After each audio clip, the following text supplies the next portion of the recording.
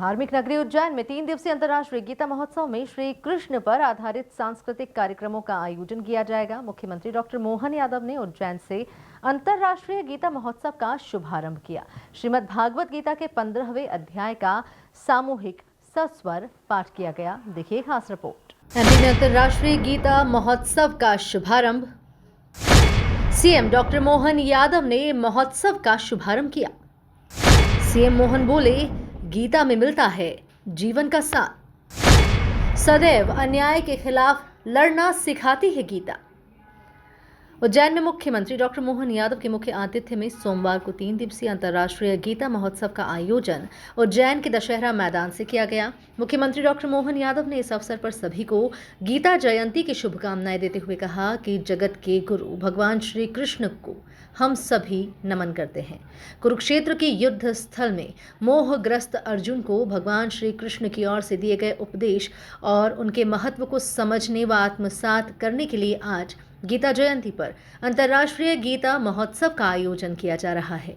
इतिहास से हर काल में हर एक बार गौरवान्वित होती आई। ऐसी 5000 साल पहले भगवान कृष्ण के जन्म के साथ कंस को मारने के बाद भगवान ने शिक्षा ग्रहण करने के लिए उज्जैनी की तरफ कदम बढ़ाए और यहाँ का सांदीपनी आश्रम एक अलग प्रकार के आनंद में भर गया।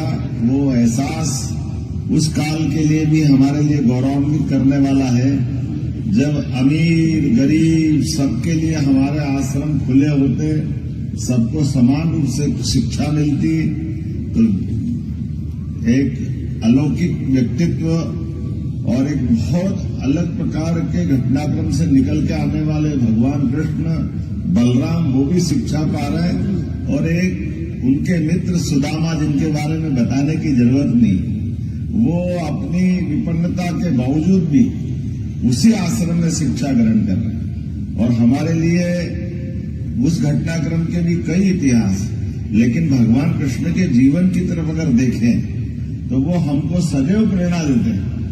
भगवान अपने जन्म के पहले की घटना तो उनको कैसे मालूम होगी, लेकिन उनके भगवान के माता पिता ने जितने कष्ट सहे वो हमको सबको अलग अलग ग्रंथों से, कथा से, कई जगह से हमारे तमाम संत वृंद के मुखारविंद से सुनने में आता।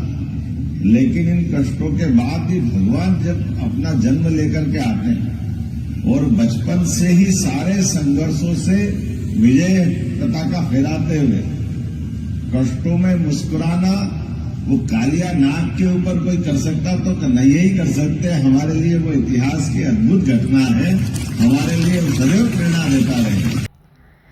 मुख्यमंत्री डॉक्टर मोहन यादव ने कहा, श्री कृष्ण ने सदैव हमें अन्याय के विरुद्ध लड़ना सिखाया है। भगवत गीता में जीवन का सार है, इससे बढ़कर कोई ग्रंथ नहीं है। भगवत गीता हमें जीवन में कठिन समय में भी अपने कर्तव्य को निरंतर करते रहना सिखाती है। भगवत गीता में भगवान श्री कृष्ण द्वारा दिए गए उपदेश हमारे जीवन का मार्गदर्शन करते हैं। कई समस्याओं का हल हमें भगवत गीता में मिल जाता है। गीता जी के लिए वाकई गीता से बढ़ के कोई ग्रंथ नहीं। अंतर्राष्ट्रीय गीता महोत्सव मध्य प्रदेश सरकार की तरफ से मनाने के लिए मैं हमारे अपने यशस्वी प्रधानमंत्री का जोरदार अभिनंदन करें, श्रीमान नरेंद्र मोदी जी,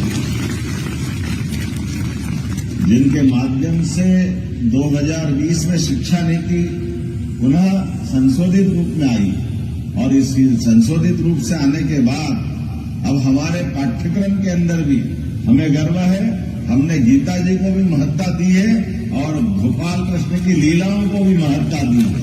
हमको अगर इन आदर्शों से ही सीखना है तो उसमें क्या आपत्ति हो सकती है। हमारे लिए धर्म के माध्यम से जीवन के मर्म को समझने के लिए मौका मिलता है। हम किसी की बुराई नहीं कर रहे, किसी के प्रति हमारा गलत भाव नहीं है, लेकिन सच्चाई की तरफ तो भाव होना चाहिए, अच्छाई की तरफ होना चाहिए। और समाज के साथ जुड़ करके ये जो सारा समाज मानता तो हमको क्या संकोच हो सकता है। इसलिए हमने तो इसीलिए भक्ति योग, ज्ञान योग, कर्म योग, सारी चीजों की सार अगर कहीं मिलता है तो गीता जी के माध्यम से मिलता है। और सच में गीता तो वो किताब है जो हर स्कूल के बस्ते के अंदर होना चाहिए, हर बच्चे के साथ होना चाहिए।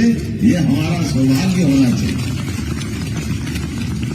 गीता जी के माध्यम से हमारी पीढ़ी, आने वाली पीढ़ी और खासकर तो लाइफ बैलेंस करने के लिए वाकई अद्भुत। जितना प्रैक्टिकल ज्ञान गीता जी देती है, कितना सुंदर वर्णन है। और ये 15वां अध्याय जिसका पारायण होगा, इसको तो पुरुषोत्तम योग कहा गया है। क्षर और अक्षर दोनों से भी ऊपर कोई है तो वो है पुरुषोत्तम। हम सब जानते हैं अक्षर हम रोज लिखते हैं, और क्षर अक्षर के बीच में से भी उससे ऊपर बता दें। और भगवान की भी, भगवान ने कैसी बात बताई कि मनुष्य आत्मा लेकर के परमात्मा से हमारा जीवन अलग होता है, लेकिन अलग होने वाले जीवन में हमारे कर्म हमारे साथ रहने वाले, उस पर भगवान का अपना भाव अलग हो जाता है। अब ये बड़ा मुश्किल जाता है कि मेरे कर्म मेरे साथ रहे, मैं भगवान की आत्मा भी तो परमात्मा का हिस्सा है। लेकिन जैसे जल से बर्फ बनती और बर्फ बनने के बाद जल नहीं दिखाई देगा, जल गायब हो जाएगा, लेकिन जैसे ही वापस बर्फ पिघलेगी फिर जल हो जाएगा। तो सारा कर्म बर्फ के खाते में जोड़ दिया। भगवान की ऐसी बहुत सारी बातों के लिए ये पूरा मंच पे हमारे सारे विद्वान संत भी विराजमान है।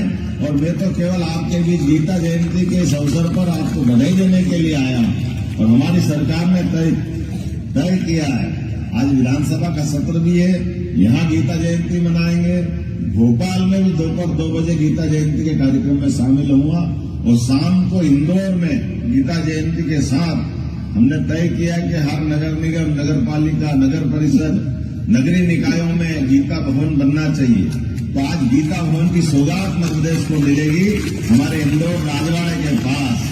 सम्राट विक्रमादित्य शोध पीठ के निदेशक और वीर भारत न्यास के सचिव डॉक्टर श्रीराम तिवारी ने मुख्यमंत्री एवं अन्य अतिथियों का सम्मान किया। इसके पश्चात भगवद गीता के 15वें अध्याय पुरुषोत्तम योग का सस्वर पाठ किया गया। Bureau report, MP news, Ujjain.